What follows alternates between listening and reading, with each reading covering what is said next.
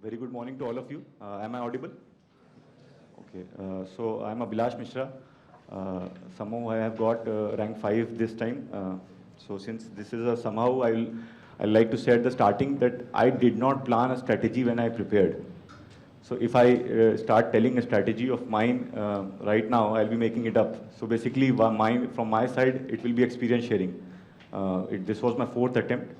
I gave my first attempt in 2013, failed in mains. 2014, I got through in the list, 518 rank. I got in IRTS.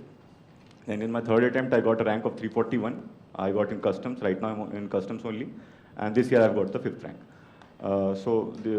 This is the UPSC journey that I had. One thing, I'll start from something very general. I was talking to sir. So one of the phenomena that we have seen in UPSC is that a large percentage of students who are getting selected are professionals. They already have a job and they have a job experience. So first, let me say that I started my preparation when I was in Indian Oil Corporation. So online platforms right now, in fact, Vision IS also is promoting online study material and all in a big way. So that is helping. Specifically for those people who are in job and who feel that they are at a loss because they do not have access to good faculty and material.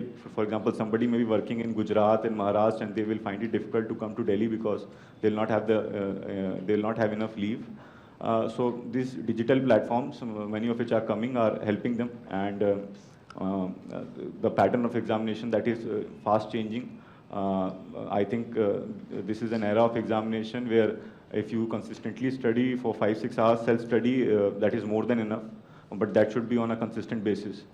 Therefore, for those in job, it is also a very good thing that is coming up. You can have a job, you can prepare. In that sense, you also have a fallback plan, and need not feel that you are at loss with those who are preparing in Delhi.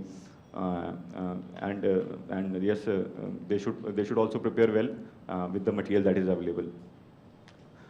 Okay, next thing is that since it was my fourth attempt, I'd like to share that in fact the earlier speakers Himanshu and Sahil were third attempts, so this was my fourth attempt. I'll say that not all of us can get success in the first attempt itself. Though many of them they must be very brilliant, but there is an element of luck and a sort of UPSC trend that is there in this examination. So you can't beat it. For example, if you see this year pattern, I'll say that law is an optional which has been brought down. It is hard to imagine that all the students of the law were that bad that they have scored so much low marks in their optional. So there's a UPSC trend. So even if you don't succeed in the first attempt, do not get disheartened, do not get demotivated. Continue as Himanshu was saying, believe in yourself, have confidence, and pursue with your preparation. I said there is a UPSC trend, but since you can't do anything about it, just keep preparing hard and believe that luck will be on your side in one of your attempts, which I think was on my side this attempt. So you will succeed. That's the first thing. That keep pursuing your dream, keep preparing, even if you face instances of failure. Okay, Himanshu was telling about pre. I'd like to add something to it. He told about the basic preparation, and Sahil also referred to some of the portions. I'd like to say that once you have prepared the syllabus for pre, the real challenge is its execution. They said that yes, practice is very much necessary. I also used to practice test papers. One thing that is there, that once you go in the examination, even if the best of the preparation in prelims, I found that in the first go, there will be like 45-50 questions at the most on which you can say that you are 100% sure. So that will land you around, say, 100 marks. And with the cutoff that we are seeing, it is not possible to clear the prelims with 100 marks. So how can you increase the probability of you clearing mains? This is how your study and your knowledge will come in handy here, and all the different materials, I'll say the digging up of dirt that is required in prelims you have done. because now you need to take some sort of guess in various questions. You need to eliminate certain options, and if you are confused between, say, two options, you need to go with your hunch and what you have read, that, okay, this will be your answer, because in some questions, guess will be required. So elimination of options and guessing in some instances, not all, will be helpful in increasing your attempt and hence increasing your chances of qualifying prelims. So this was the implementation part that I would like to add. We discussed what we all need to speak. So I probably was given two important topics that I'll speak on from the society, the GS paper 1, and security portions from GS paper 3. So firstly, moving to GS paper 3 security portion, many people ask that how to study security. So the thing is that I read a book, I am unable to recall its name, it's from a senior IPS officer. It's International Security Challenges, the book is heading like that, International Security Challenges in India. What this book does is that it gives a brief, it provides you a brief outlook over all the security issues that are there in India. The different regions, their problem, for example, the cyber, maritime security, Naxalism, all. It gives you a sort of perspective on as to how you should understand the security issues.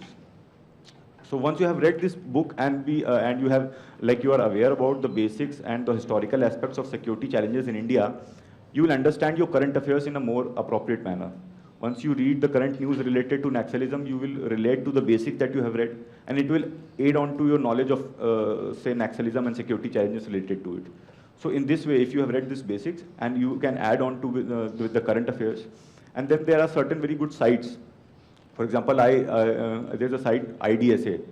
So it provides very good write-ups on securities, very good perspective on security and as to how you should deal the different angles of it. I also have read the security notes provided by Vision IS, and it is also very good notes because it gives security dimensions of like very political, social, economic from different angles.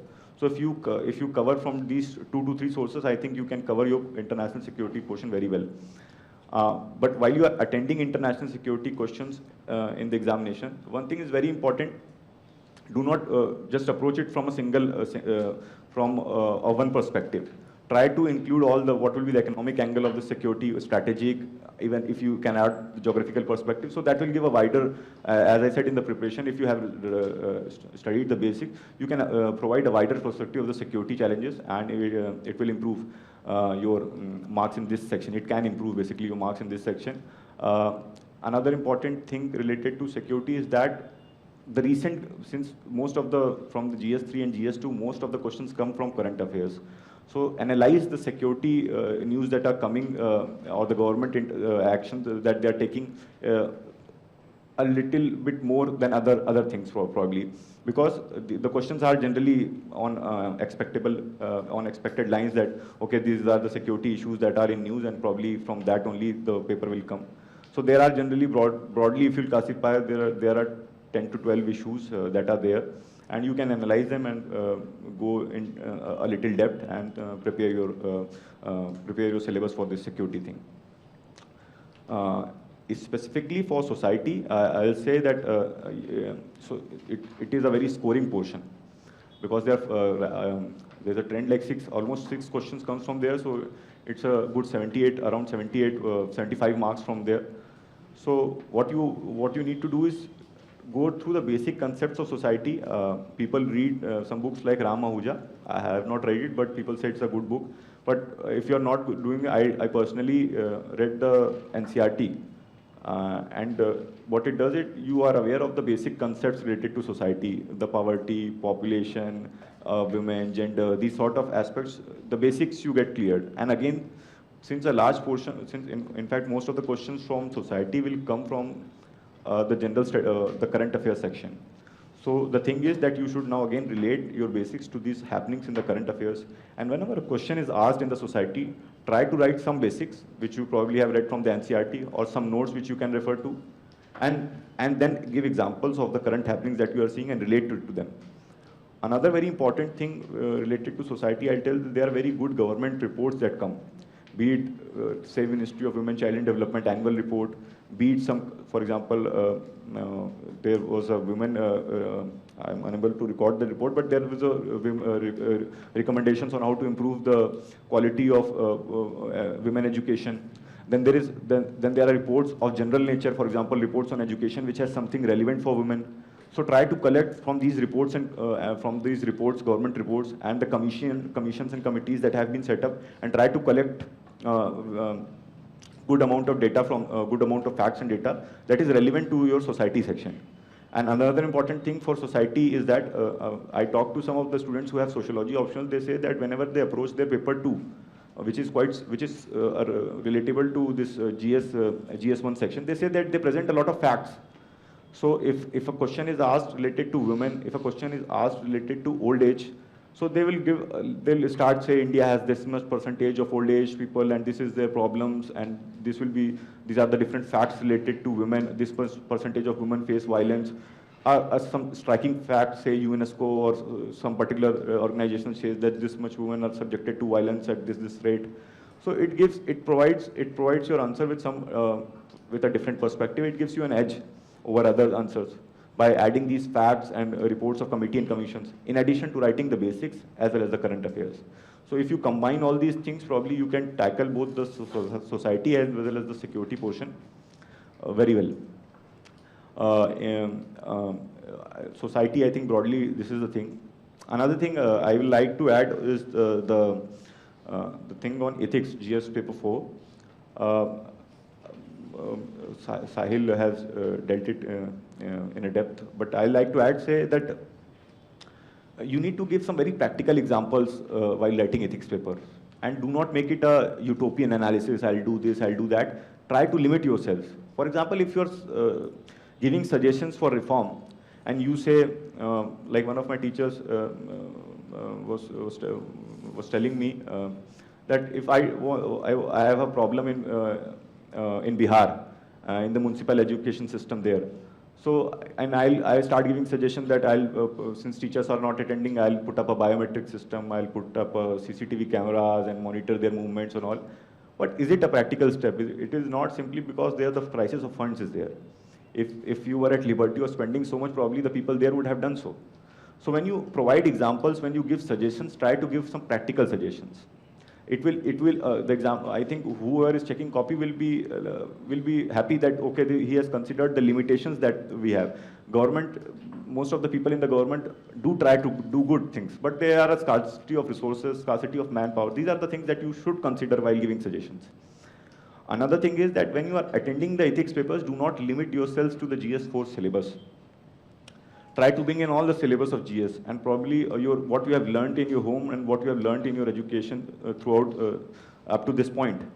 Suppose many of the students who are prolific answer writers in GS ethics paper, they quote Gita, which is not a syllabus, which is not our syllabus, but they have learned in home or probably at some other place. They quote it very effectively. What better moral lesson you can have than from Gita or from other religious books?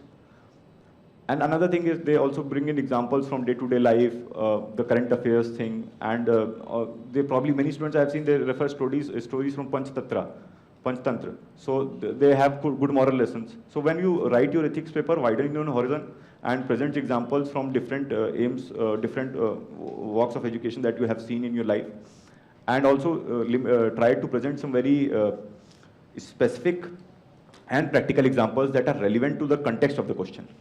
And do not write unnecessary examples that have no relevance with regards to the question that has been asked. So if you do it, I think it can help you in ethics paper.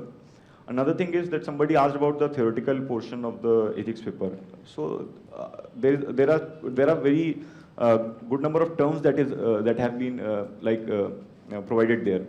Now somebody asked how much should be static and how much should be dynamic. The thing is that they ask the questions in an applied manner. For example, if in some questions would be that they'll quote a particular philosopher, say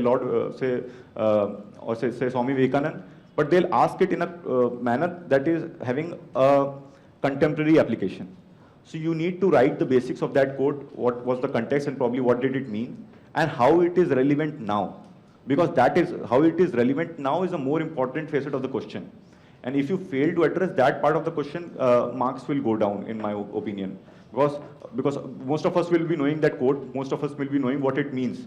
But how it is applicable in the current scenario and how it is helpful to get a moral lesson is more relevant in answering that question. So the questions may be of static natures, the codes may be static, the philosophers may be dead now, but their applicability of the codes and whatever teachings they have given is pretty much there. And you need to relate it and present your answers in that manner. If you give current examples or what you are reading in your current affairs and relate it with the quotes of the philosophers, it gives an understanding that you have actually understood the meaning of what that philosopher is trying to convey, and this correlation will help you score good marks. This is what I'd like to add in the ethics papers. Something in general about the answer writing.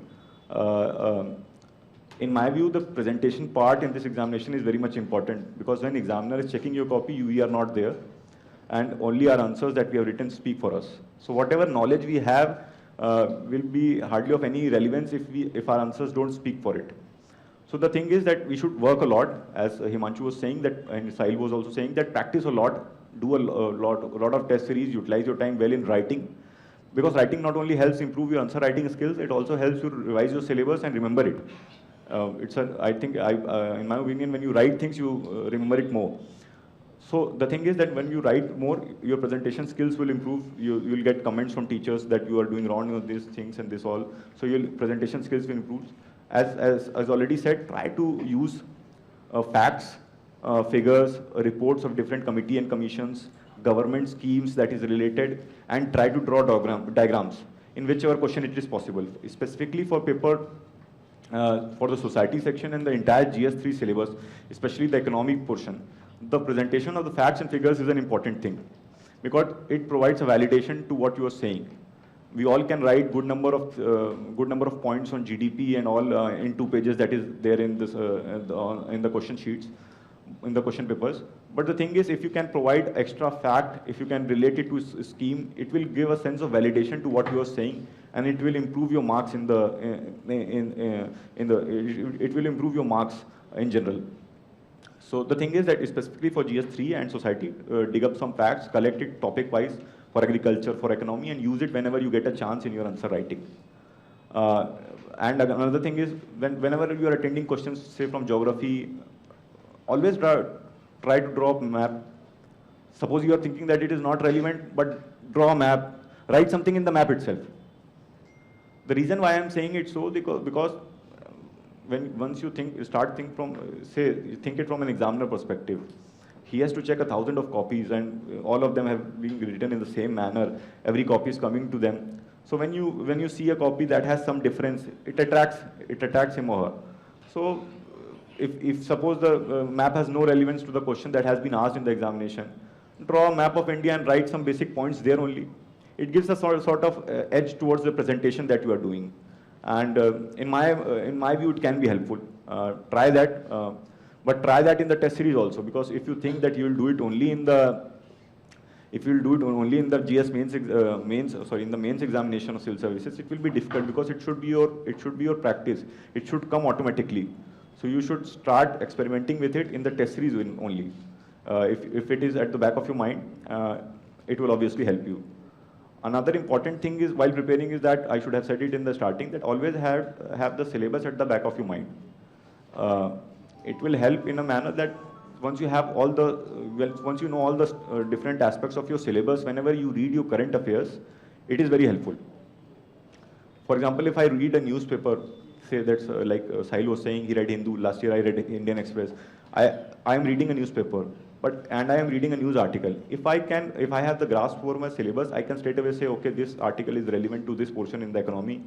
This article is also relevant for this portion in the society. Okay, this article I can also use for quoting very good examples in ethics. So if you know your syllabus while you are studying your current affairs, it is very helpful in correlating.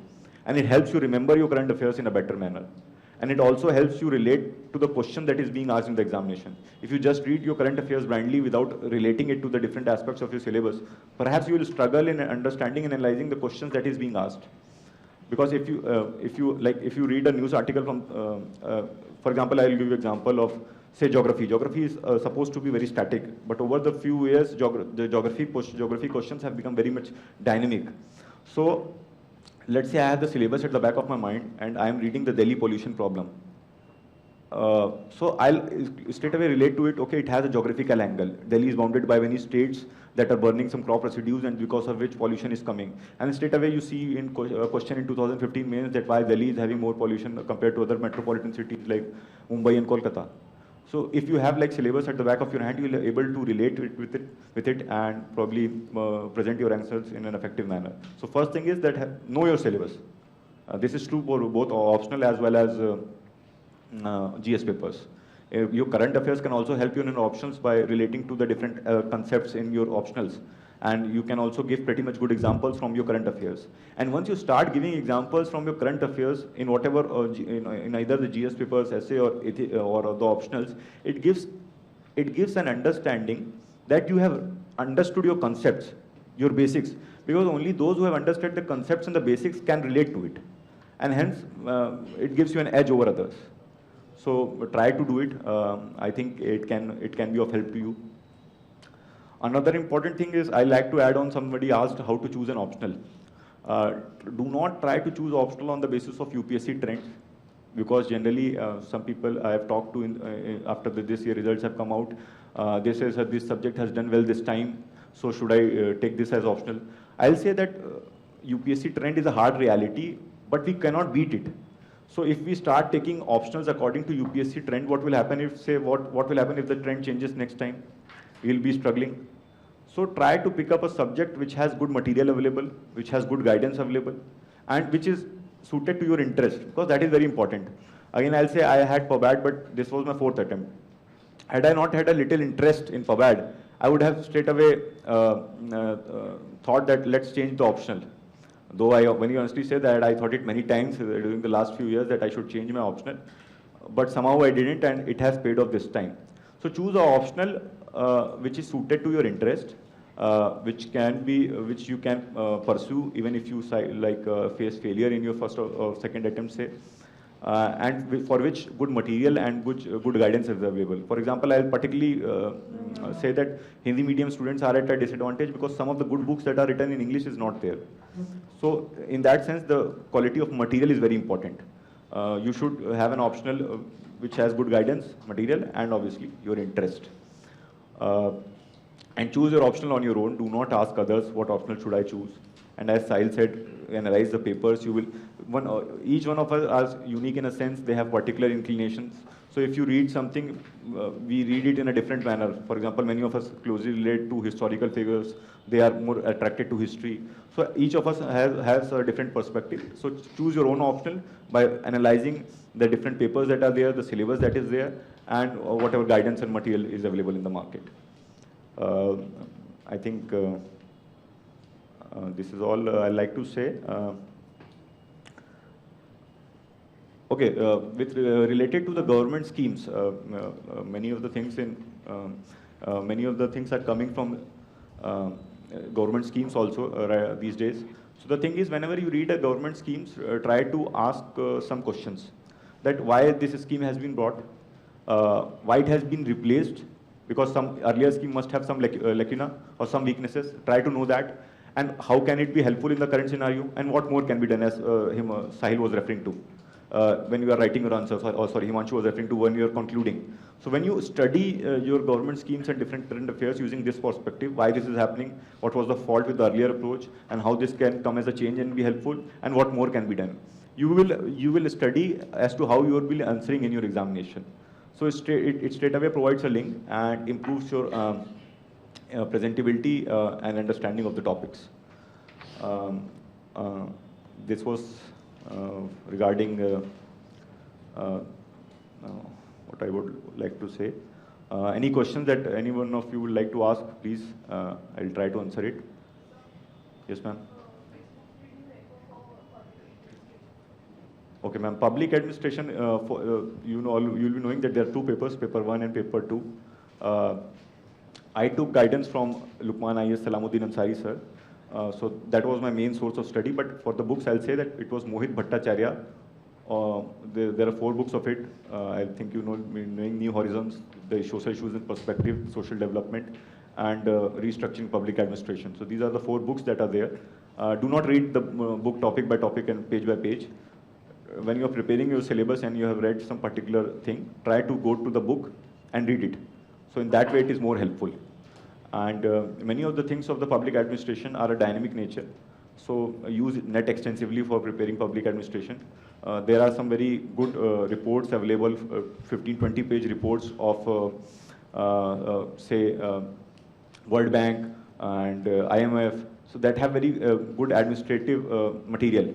So it's a 15-20 page report, but hardly there are 3-4 pages relevant for public administration. So you can use certain online material like these and compile it. It can be very helpful and give you an insight into what is the recent or current temporary development with regards to public administration.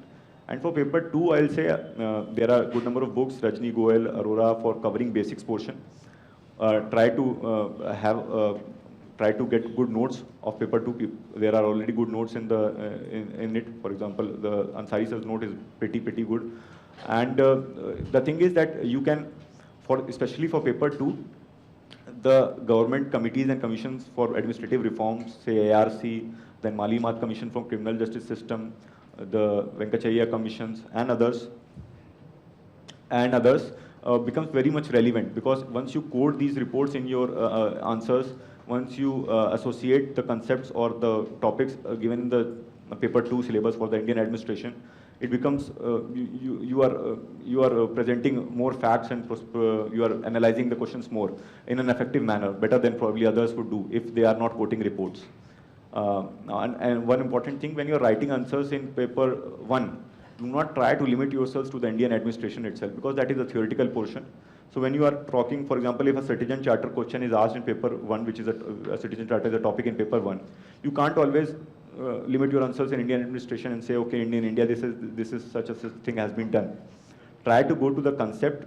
First, try to explain the concept, basics, and what is happening in a global sphere. And if you want to add, provide examples from Indian administration also, because that is a theoretical portion and having a global implication.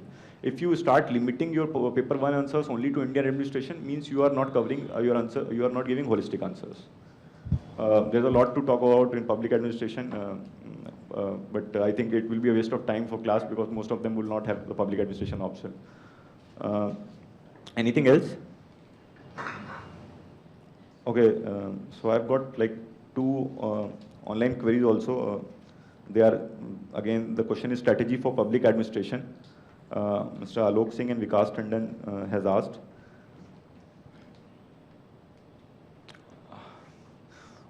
Strategy for public administration, again, as I was talking to ma'am, that there are 2 papers, both are entirely having some different angles to them. So first thing is that try to read good books for paper 1. If you have like read Mohit Bhattacharya, probably you will not understand. In fact, I didn't understand in the first go. It is written in a little complex manner. But if you read it 2 to 3 times, probably you'll get grasp of the concepts and whatever meanings they are trying to give or explain. So read good books for paper 1. Do not only limit yourselves to the notes, because once you limit yourselves to the notes, you do not focus too much on the concept. And if the question comes outside of the note, it becomes difficult to tackle it. So read the basics from good books. That is the first thing. And also for paper 1 and for paper 2. Then the thing is that whenever you are writing public administration answers, same is true for GS also, try to relate the concepts, however old they may be, with the current happenings. For example, if I say that if you are talking about administrative reforms, if you are talking about O&M, these are some topics in public administration, try to get try to get examples like the coming of Niti Aayog, the removal of the planning commissions, and what little steps in administration, the biometric system that is being brought up, and what promotional changes have been what changes have been done for the promotion and all by this government. So that provides a contemporary outlook to your answers. In addition to the basics that you have written, this will give a contemporary perspective to the answers. Another thing for public administration is that try to link. For example, if you're writing answers in paper 2, say minister-civil servant relationship, And if you can relate to this topic with some thinkers of the paper one, it again gives an indication that you have understood the subject in a holistic manner. You are relating different aspects of the questions or different aspects of the syllabus. In many ways it can be done. For example, Taylor, Weber, that are thinkers in paper one have very, can be applied in paper two in a large scale. So this sort of linkages of thinkers of various topics of paper one with paper two in questions that is being asked can help you build up your answers. And do a lot of practice in answer writing, because do not write all the things that you know about the concept. Write what has been asked in the questions. The thing is that public administration sometimes leaving aside this year paper, sometimes the questions are so complex that we don't understand what they are asking. I still remember in 2015 we were sitting in the exam, the question paper came, all of us were having public administration, we were sitting in that room, so we all saw each other and laughed. Is this public administration paper? But this was how the trend was. So even if there are some questions like that, there will always be some questions which are known to you. So my teacher says that focus on the questions which you know and write as good answers as possible for those which are you entirely sure. For example, even if 250 marks paper is there and 160, 170 marks you know. So you attempt your 160, 170 marks very, very honestly and very, very efficiently so that you maximize your score. And for the remaining 80 marks questions, or say 5 to 6 questions, try to write some basics. You must be understanding some part of the questions, if not all. To try to write that part of the questions and give some examples related to the questions that is being asked. Try to cover it in a manner so that you attempt it also and do not write wrong things. You may not be knowing the exact answer, but write something that is not wrong.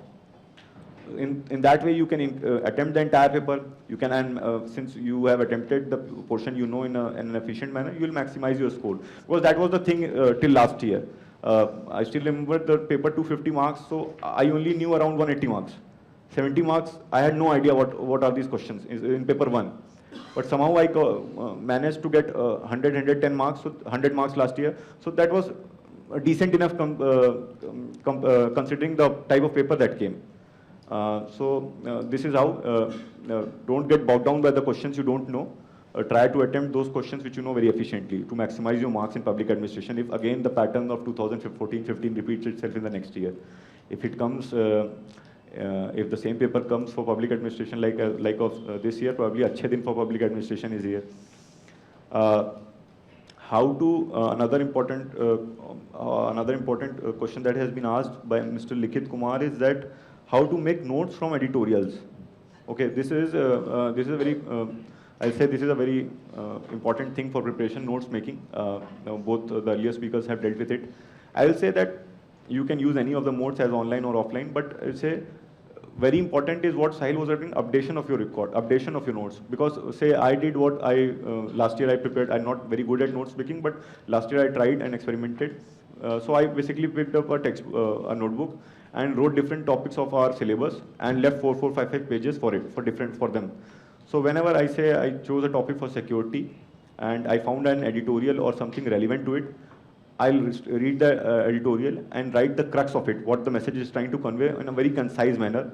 And the facts if there are some certain facts mentioned in the editorial, I'll also write it there. And if some special data reports of different commission or some organization is there, I'll also write it. So in this manner, I say if you do it for 6 to 7 months, you will be having a knowledge of what is happening in the security field for 6 to 7 months. For example, editorials may come for different things. But suppose 5 editorials have come in 3 months for related to security, and I have read all the editorials and prepared concise notes. I'll see that this is the flow of security in the recent 5 to 6 months. I'll understand the trends, as well as I'll have the material, the data, and different views of different organizations over it, and so that I'll be able to use these reports as well as the concept in my answer writing, and I'll also be knowing what is the trend of security in the last 6 months. So this can be done. This can be done online, as I think Sahil was saying. He did it in WordPad. You write the topics the editorial is dealing with, and a single editorial, as I said, can be used for different topics in the GS syllabus.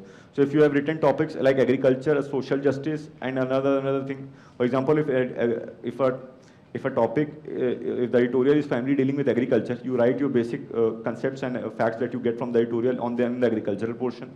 And then you get the theme of it. Okay, why it is for? It is for social justice, for the justice to the farmers. So try to write in the social justice section that this government step is helping this.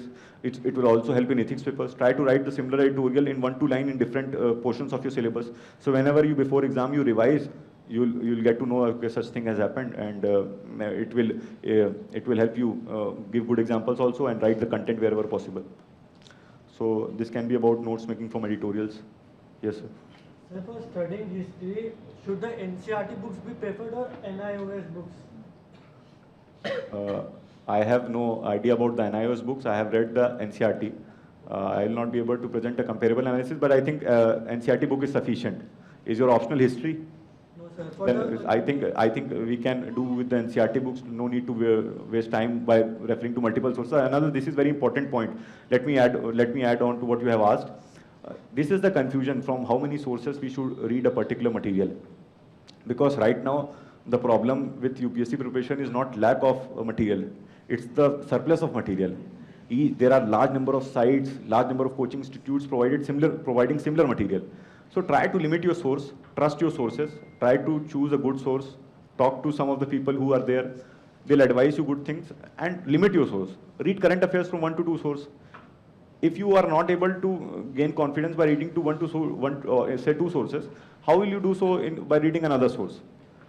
Since there is a limited time for this examination, and people generally feel that they can clear in 1 or 2 years, you have limited time. Try to limit your sources so that duplication of efforts is avoided. A large syllabus is there to be covered, and hence do not waste your time by duplication of your efforts. Trust your sources and choose your sources wisely. And another very important thing adding to this is we sometimes get in awe of the people who have been selected, and we miss out the real thing. Perhaps there are very good people who are not in the list. We also should realize it. Because such is the UPSC cycle, and we can also learn from them. They have very good answer writing skills. They have very good notes, art of notes making. So if you talk to your friend, you know a guy who is not in the list but has good notes to the offer. They have good perspectives on essay. They write ethics paper answers. Why not learn from them? Why limit yourselves to the people who have been selected? So if you widen your horizon of say for section of people from whom you can learn, there are many good people who are not in the list, and they can equally perhaps guide you in a better fashion because they have more experience in this examination, and they have not been selected, but they have the determination as well as the knowledge to clear this examination. So also open your sources to not only people who have been selected, but the people who are outside the list. They can equally well guide you. And always trust your teachers. I'll say we are standing here also because of our teachers. So we can guide you in some limited aspects, but the teachers are there for you. We are transient phenomena. Teachers will be there for you permanently. And as I said, we are here because of our teachers. So believe in your teachers also. Other question, please. Ma'am, this is a difficult question, art and culture, but I'll say I read R.S. Sharma, the NCERT book, and I read Tamil Nadu NCERT 11th one, and I covered some of the portions from CCRT, though I did it in a very comprehensive manner, in a very selective manner, because I didn't want to waste my efforts on art and culture. 2 questions, I can attempt it in a partial manner with limited knowledge that we have, with the general things that we know. So I didn't waste much time on art and culture, but I read it from these 3 sources.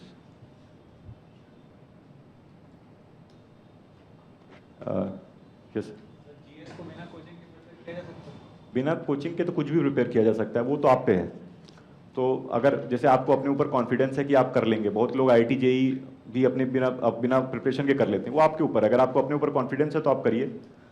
पर जैसे मैं बता रहा हूँ कि for example I am a mechanical engineer from NIT Allahabad. I chose an optional public administration. I had no idea what this optional is.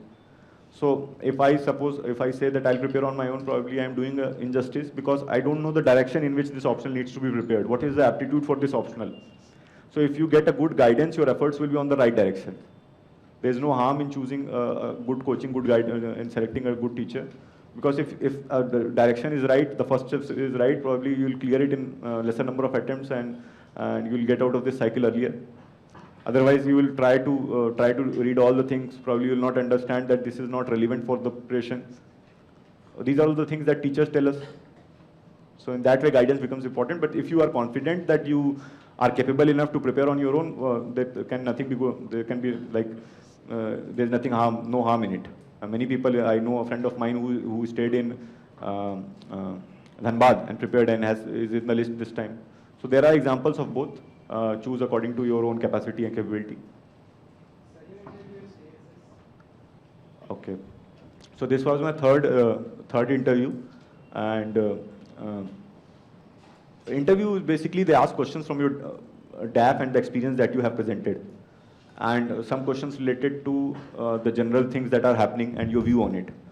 As Himanshu was saying, that do not try to fudge, do not try to be dishonest, because in the panel it is around 150, 160 years of experience sitting in front of you. They are very smart people.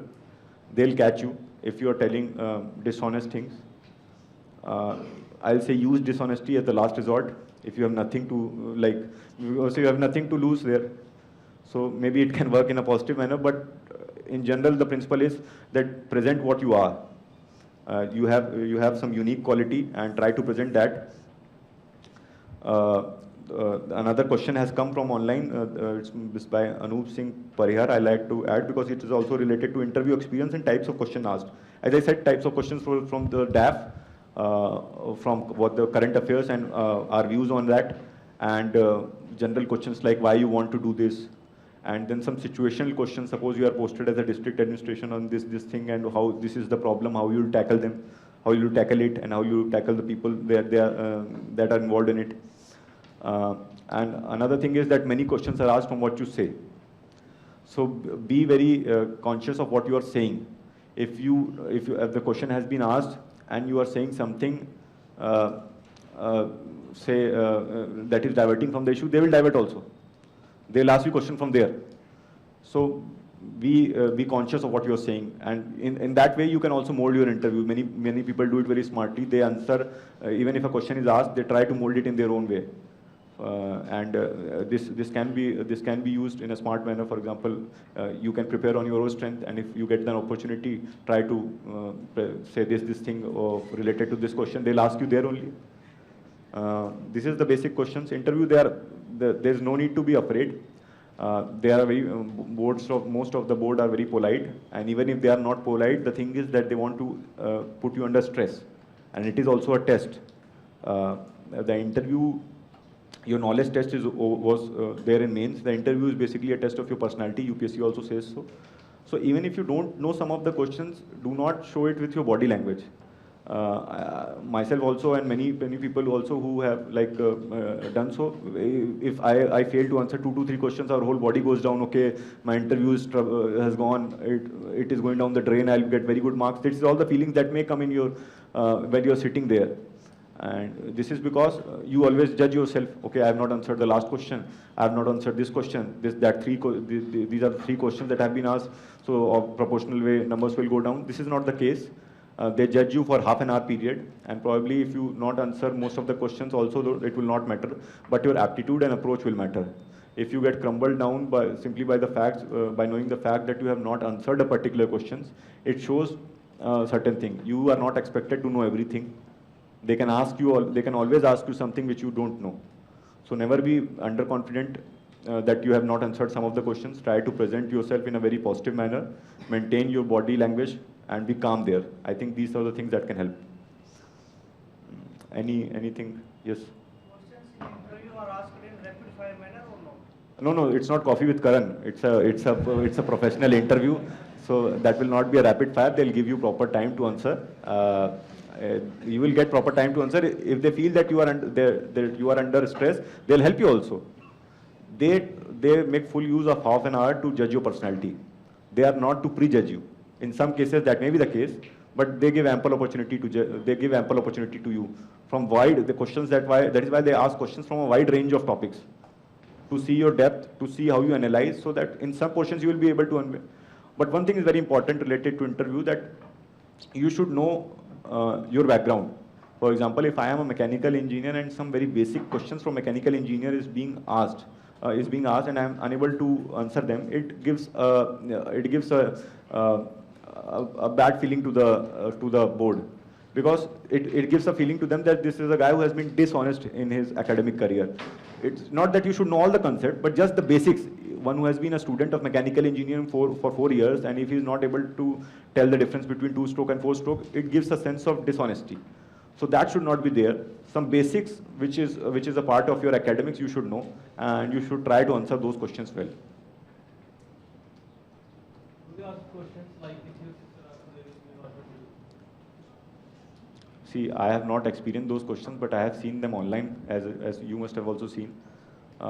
I think there was an era in which those questions may have been asked, but right now they don't ask such questions.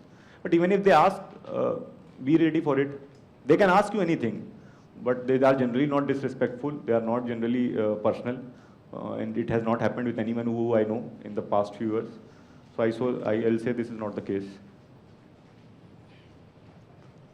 Yes, sir. What type of questions from optional? What type of? Questions from optional. It may be the case that no questions may be asked from optional. This time only one question was asked from my optional, and the question was, why did you choose your optional? Why did you choose public administration? So it had nothing to do with the optional. But if they ask question from the optional, you should be able to tell the basics, because again you have used that optional in preparing your exam, so you should be aware about the basics. Even if you are not remembering the facts and some very nitty-gritty of the syllabus, it's okay. You can say, sir, I am unable to recall that at this point of time, and you can pass that question. But the basics you should know, and it may be the case that no questions from options have been asked. So what are the mistakes that you did during your last preparations and now? See, I did a lot of mistakes, and I tried to cover those in whatever I was speaking. The first mistake I did, I was also like looking for multiple sources for a similar topic. So that is a duplication of efforts. I'll say don't do it. Limit your sources and study well from those sources.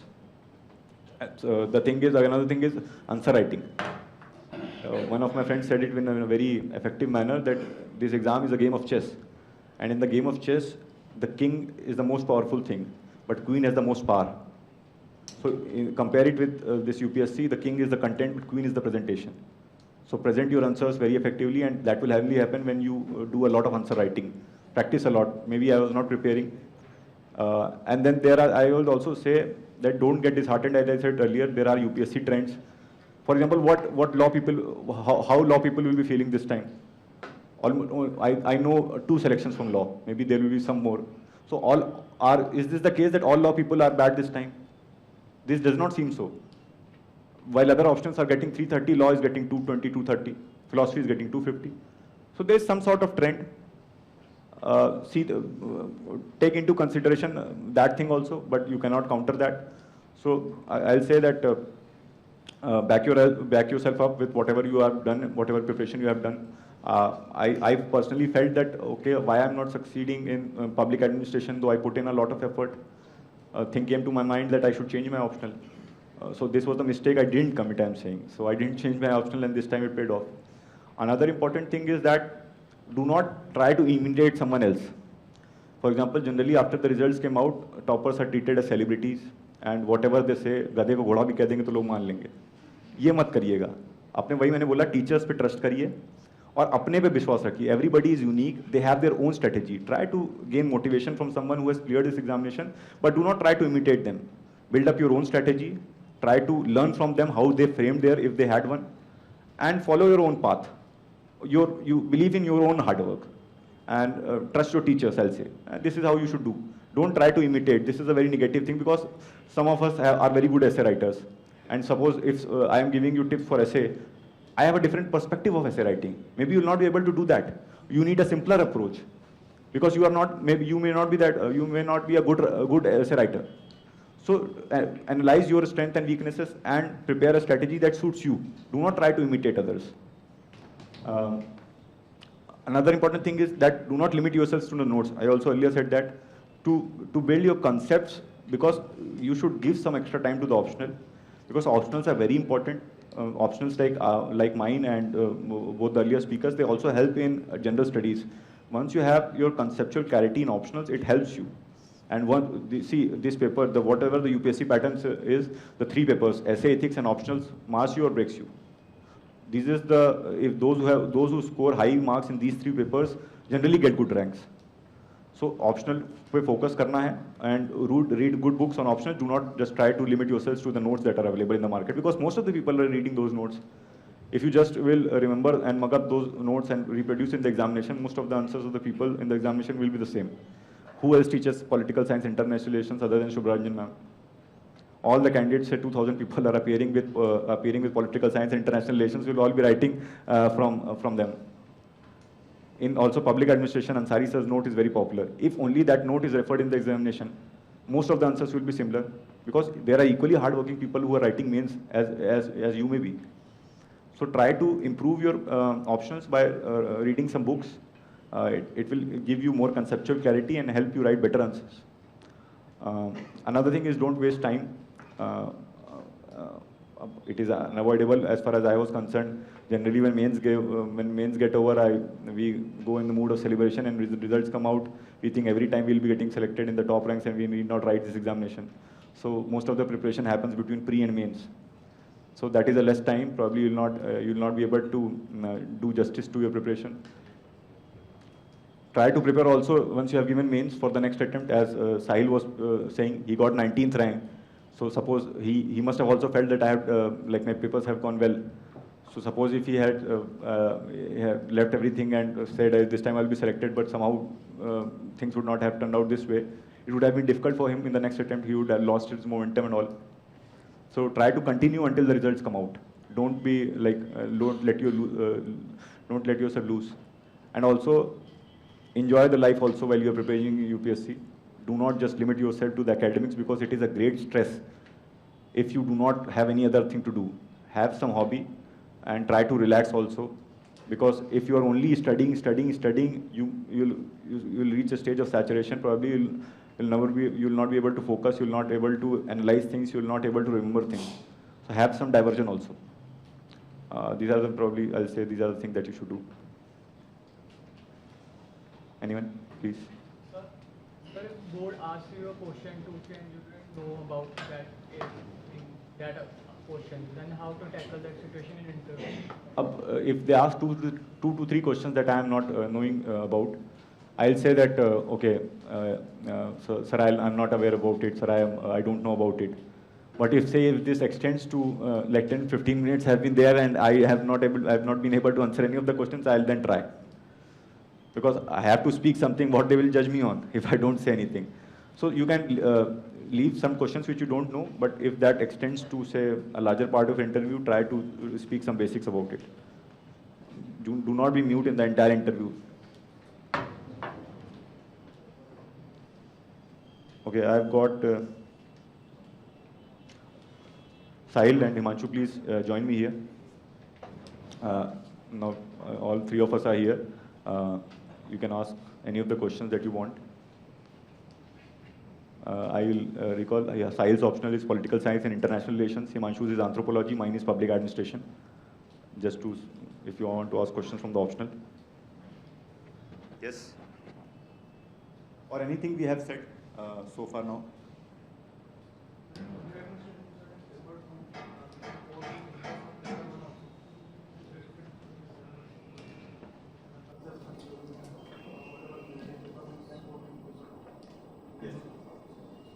In fact, you should try to do it. You should make an effort when you are studying also, that you can relate the concepts of paper 1 and paper 2. You cannot, if you are not related, it will be difficult for you to produce in the examination. You should do it while you're preparing. For example, if you have like notes of paper 2, just write in the bracket, okay, Taylor can be also written. So when you are dealing with that portion in the examination, you can write Taylor there. Similarly, other things. They are not. In fact, the entire GS paper is also the same. No syllabus of the UPSC is compartmentalized. You can relate GS1 with ethics. For example, if I am writing ethics, as Sahil was saying, why not use historical examples? In history, there has been some very good episodes where moral lessons have been learned. and those moral lessons are relevant even today. For example, during a wartime, if a question is related to ethics of war, and you provide example of some historical battle, it will be very relevant. You can correlate different aspects of the GS syllabus also. What about medical science as optional?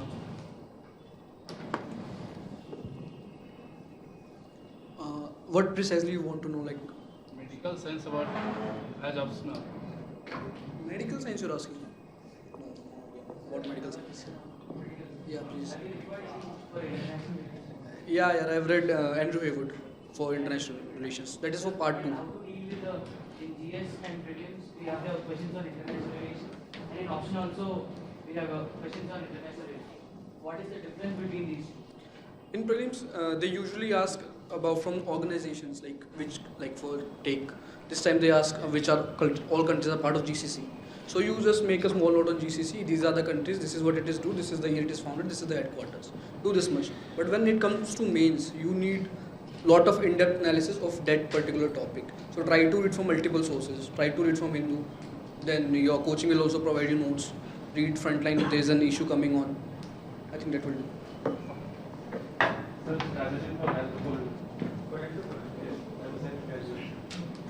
So for anthropology, there are 2 papers, paper 1 and paper 2. For paper 1, you need to study some basic books, like try to start from Amber and Amber. This is a very basic book. You'll get an idea of anthropology. Then start reading P-Nath. P-Nath is a book for physical anthropology. Do this. Then for social anthropology, try to read Nadeem Hasnain. It's a very good book. And also get some notes of other coaching institutes like VEDS and Braintree. That will give you a more holistic idea. They have covered syllabus wise. So from these 4 things, the Braintree, VEDS, Amber, and P-Nath, you can cover the whole syllabus of paper 1 anthropology. Now coming to paper 2, paper 2 can be covered through 2 books apart from Braintree and VEDS. One is the Nadeem Hasnain. There are actually 2 parts in paper 2. One is Indian anthropology and other one is tribal part. For Indian anthropology, you should read Nadeem Hasnain. For tribal part also, there is a book of Nadeem Hasnain. Both are very good books. Try to read them and also supplement it with Braintree and VEDS material. So you'll get also note down the case studies and also make large number of diagrams in the physical anthropology part, and try to incorporate diagrams from, like many toppers have uploaded the diagrams on the different websites. You can refer them. So regarding Nadeem Hasnain, try to read all the books of Nadeem Hasnain. These are the basic books, Amber and P-Nath.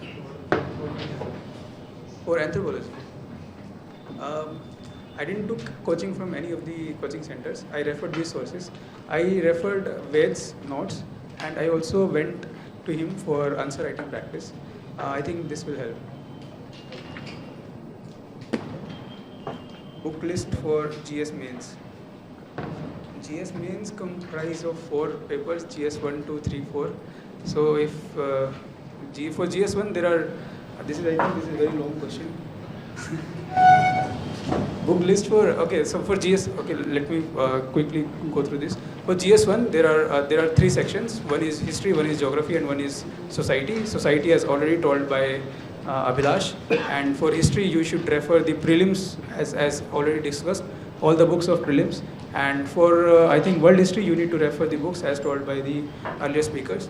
Now coming to the geography part, all the prelims part that has already been discussed, try to refer that. For paper 1, I think there is no more things that you need to refer. Supplement these with the current affairs as discussed by the Abhilash.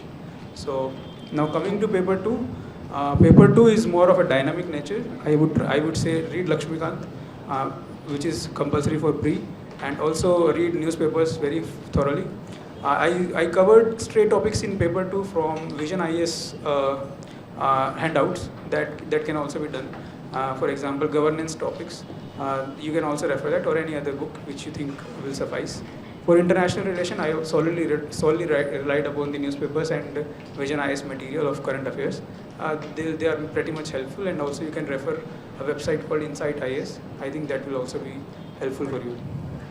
For GS paper 3, for economics section, you can, as already discussed, for economy, Mrinal is very good source, and also supplement this with the other economic news that are coming in the newspapers and Vision IAS material. And for security section, as already discussed by Abhilash, you can read Ashok Kumar.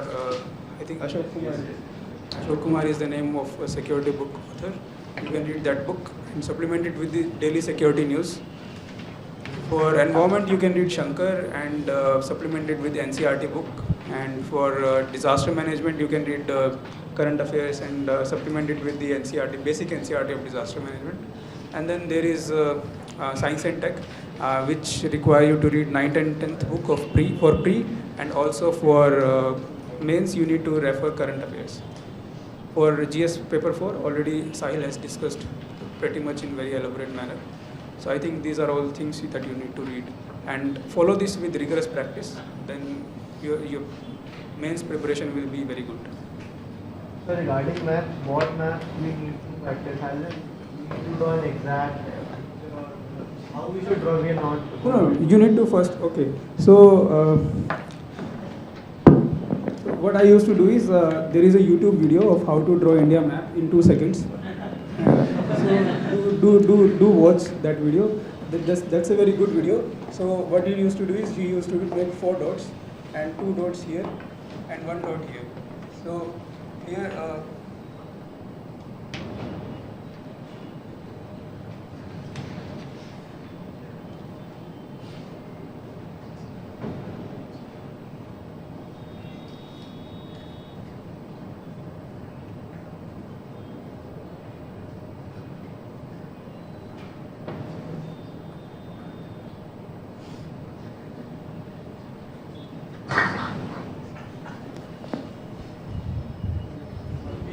like roughly make I बहुत time हो गया अभी practice किए but roughly draw diagrams like this बन जाएगा India का map. ऐसे ही you can draw world map. Watch a YouTube video, so that will really help. और जैसे अभिलाष ने बताया कि ज्योग्राफी में तो कंपलसरी बनाओ ही बनाओ, वो तो बहुत ही हेल्पफुल होगा. और प्रैक्टिस करो बहुत ज़्यादा तो क्लैरिटी आ जाएगी. थोड़ा सा बिगड़ जाएगा बट क्लैरिटी आ जाएगी. हाँ चलेगा, मतलब दौड़ेगा चलेगा, अच्छा रहेगा. Sir, how to balance between preparation of pre and mains? हाँ, that's what I told ना. Don't spend more than 2 months solely on prelims. For example, for GS 1, 2 and 3, the sources for pre and main, your preparation should be pre-cum mains. So write as many tests as possible before pre for GS 1, 2, 3, and after pre practice for ethics and essay. So you can do this. And also try to finish your optional before like 4 months of pre, and follow the and keep on doing practice in an interval. So I think this will suffice.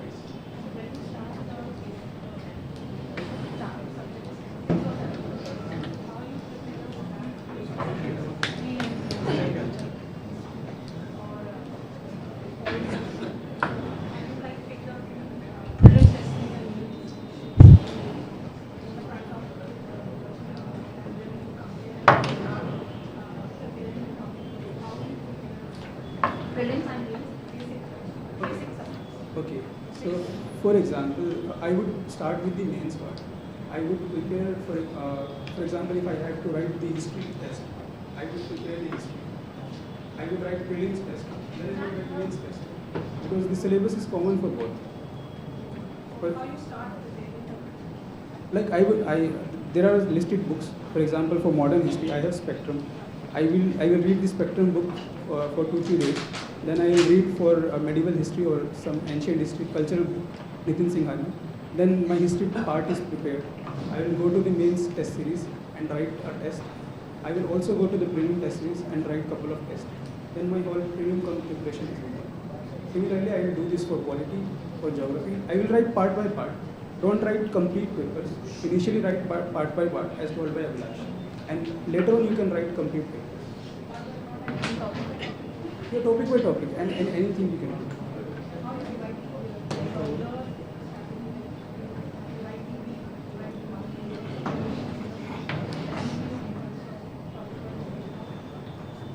I followed a 20-week strategy that I will write 4 papers per week, and then I will write in alternate week. I will treat resilience week, and I will write solve papers. So you can follow your own strategy and try to maximize the papers. I don't make schedule of daily hour schedule like R basic schedule. I'll only say I will give this test on this day, and I'll follow that schedule very strictly. So if I have to give test of geography on say 12, I will give test of geography on 12, whatever it may be. First quiz and then it will be followed by quiz.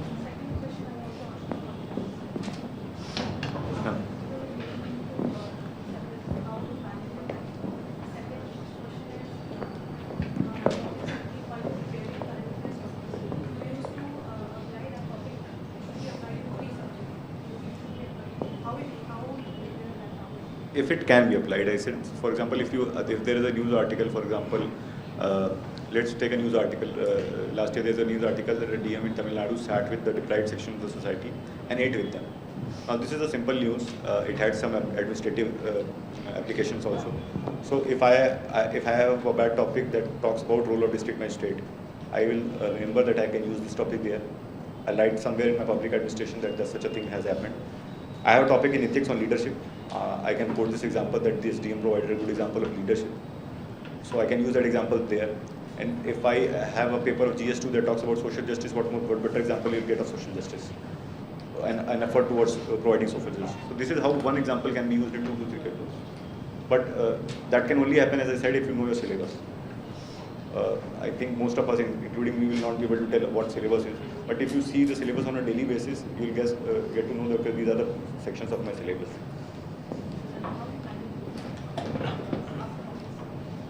So I was preparing only in the first and the second attempt. I was preparing when I was serving.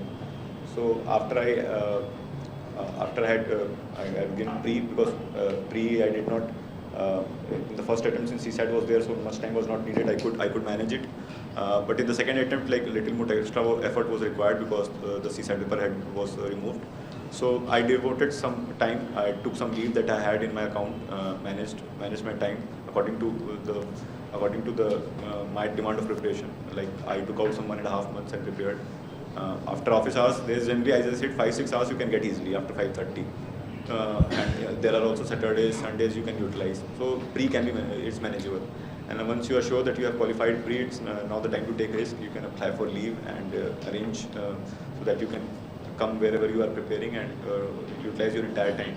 And in the other 2 attempts, I did not require because I just skipped foundation course and the time was there with me. The service joining is only after the means. So in fact, it was not there. It was not much a challenge. But when you are in job, you should. The bigger challenge is to be determined enough. You should not be complacent that you have a job. That is a more bigger challenge. That is a bigger challenge in fact. After office hours, you will get 5-6 hours if you are determined to prepare for this examination. You can manage that.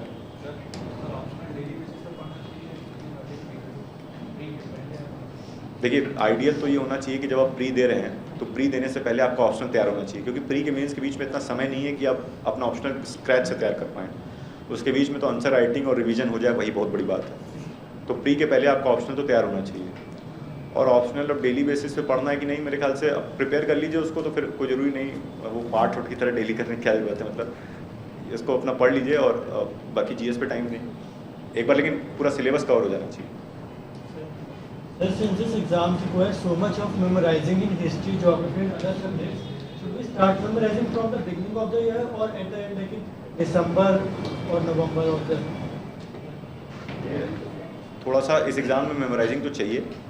This exam requires memorizing, but I will not say that it requires so much of memorizing, because nowadays pattern have changed. I think both of them will agree with me that pattern have changed. You require more analytical skills and more, like I said, relating of different aspects of the topic and dealing topic in a comprehensive manner. But still, some things need to be remembered, especially historical facts, certain figures, certain reports, commissions, and that if you read 2 to 3 times will automatically be in your mind. And if someone requires more revision, that is why revision also becomes very important. Sahil was saying that he did revision on Sundays after 6 days of study. So that he was doing so that he could recollect what all he has studied. So that is sort of revision to remember what you have studied. You can use that technique also. you need to remember some things, that is true. And you should make a conscious effort also to remember such some things. But it is not a rote learning exam anymore. Sir, 6 to 9 NCERT is बहुत deeply पढ़ना जरूरी है या जरूरी है? वो समय पे है. जैसे मान लीजिए आप अटेम्प्ट दे रहे हैं, आपके पास समय नहीं, तो जैसे मेरे पास नहीं समय था तो मैंने 9 से 12 पढ़ ली. अब आपके पास, आप जो अगले साल प्लान कर रहे हैं उनके पास समय है, तो वो 6 से 12 तक पढ़ सकते हैं. और डीपली क्या पढ़ेंगे 6 से 9 तक की किताब, वो इतनी हल्की होती है, उसको कितना डीप में जाएंगे, उसमें तो स्ट्रेट अवे लिखा है. तो इस तरह पेपर है. My question is to Sahil sir. Sir, what are the basics book did you refer for your optional papers? Can you please name down the must read book? For paper 1, paper 1 part 1, I read O.P. Goba. And I strictly referred ma'am notes for paper 1. I didn't read any book, to be very honest with you. For paper 1 part 2, I read B.L. Fadia, Indian Administration. And then for the paper 2, I read Andrew Haywood. International book. Yeah, international relation, I read Andrew Haywood. That's it.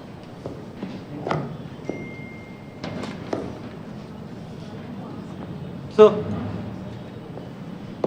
this question is for Sahil sir and Himanshu sir.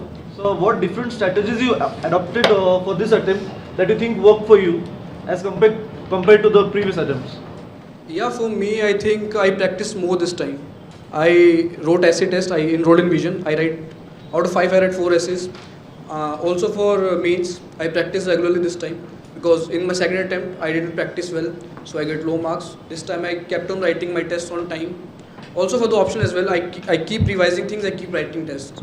That's why I think I got good marks in mains. For me, I think giving more and more number of tests, and as you can see, right, making more and more diagrams and flow charts. I think these are all worked. Don't skip any questions in the main examination. Attempt all the questions because I have skipped some questions in the previous attempt, and I think they really pulled down my marks. So don't skip any question. Attempt all of them, and practice more and more. Write large number of tests. I think you easily say.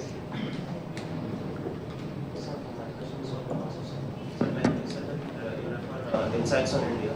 So there are daily 10 secret articles coming up in Insights. So do you read them on a regular basis and make them notes? I used to read the daily current affairs from Insights on India also, and also Vision IS. So and also the Hindu. So all of the three, I used to make notes from all the three. So you don't go through all the 10 articles. Secret articles. No, you don't get much time to read all of them. So try to limit your source and revise them multiple times. That's why when I quoted the subjects for prelims and sources for prelims, I limited I told very few books, because read those books 10 times, 8 times, that will help more rather than reading multiple books for one source, for one subject. So I think you should not read more books. Try to read one book many times. One editorial from Hindu per day will suffice. I think Hindu plus not only editorial, the entire newspaper, the Hindu, complete Hindu, along with the Vision. Coverage of the newspaper and including the editorial of the, so one editorial is enough. You don't have to go through all the editorials. No. I don't. I have never went through all the editorials. Whatever important comes, we used to discuss among the friends, and I used to jot down what my friend used to say, that this important article has come into this newspaper. So if there is something like that, you can note down that. But I don't find much time to go through all of the 10 newspaper articles, because I have to write test every alternate day. So current affairs, not very much relevant, but I mean you can wait till the end, go to some coaching institute, get all the current affairs of the year and study it.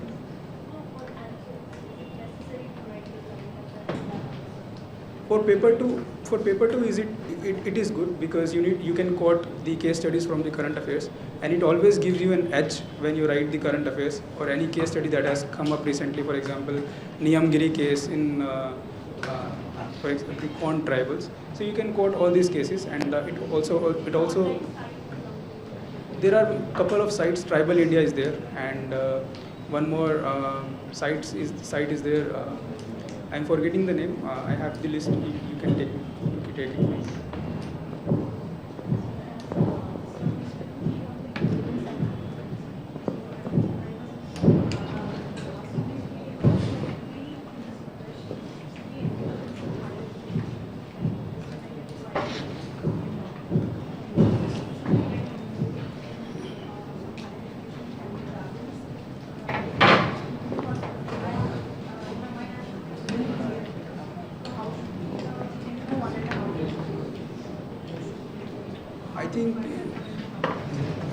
I think if you get enrolled into PhD into IIT, then you need to spend more and more time, because it's a very huge commitment that you are making, and it depends upon your professor under whom you are doing your doctorate. But for me, I rejected I could not enroll for PhD, and I did my MS and I came out. There was an offer of PhD, but I didn't join because when you join PhD, your whole balance shift towards writing papers, publishing papers. So if you are very focused toward UPSC, I think for refreshment, go for jogging and all.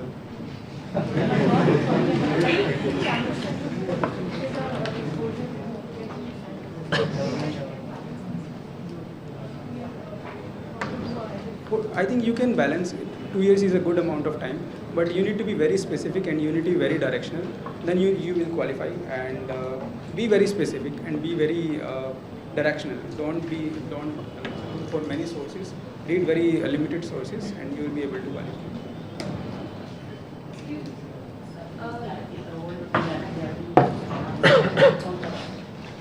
कुछ subjects के लिए old अच्छी है, कुछ के लिए नहीं अच्छी है. फॉर एग्जांपल हिस्ट्री की जो एंशियंट है उसके लिए ओल्ड अच्छी है, R.S. शर्मा और सतीश चंद्रा मेडिवल के लिए. बाकी जो अभी हिस्ट्री की जो नई बुक्स आई हैं, न्यू NCERT हैं, वो अच्छी हैं, काफ़ी अच्छी हैं. मतलब उन्हीं को पढ़ लो आप, बहुत अच्छी हैं. हाँ, new NCERT. You personally are from an engineering background, so how did you find the physical answer part of paper? Sorry. You personally come from an engineering background, so how did you find the physical anthro part of paper? I think that was the question that came to my mind, and I was very much in confusion whether I should take the anthropology or not, because it has a physical anthropology part which is more of a biological in nature. But it is not very core biology. It's very simple biology that we also study as part of our GS course. So I think we can take anthropology, and there is no need to worry about the physical anthropology, which is biological part. They will ask very day-to-day questions, daily life science questions. For example, how this disease is prevalent in the Mediterranean region. Then you need to write very simple answers, the logical answers. So I think it can be covered with 11th and 12th biology, which we also read as part of our GS course.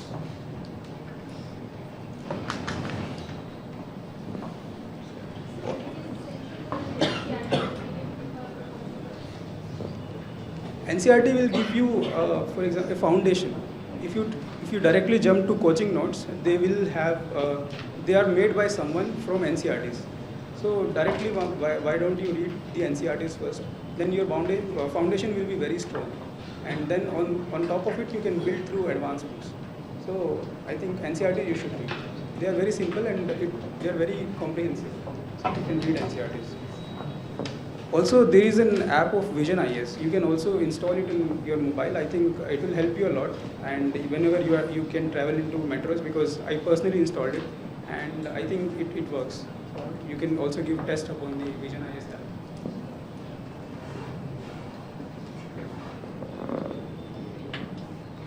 Any other question?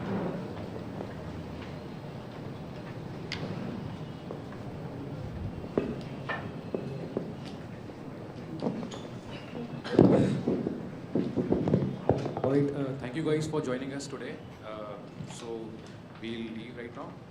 If you guys have any more questions, you can ask it later on or forward it to them personally.